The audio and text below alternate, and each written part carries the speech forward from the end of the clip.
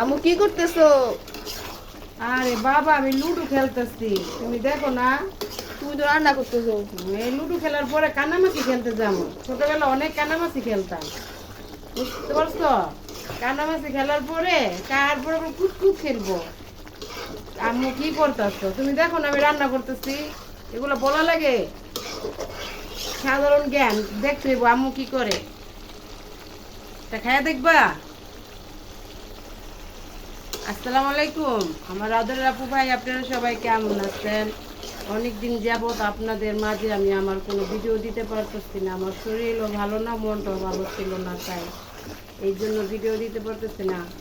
ইনশাল্লাহ এখন প্রতিদিনই ভিডিও দিব, 2 থেকে 3টা ভিডিও দিব, তারপর মাঝে মাঝে একটা করে ভিডিও দিচ্ছি।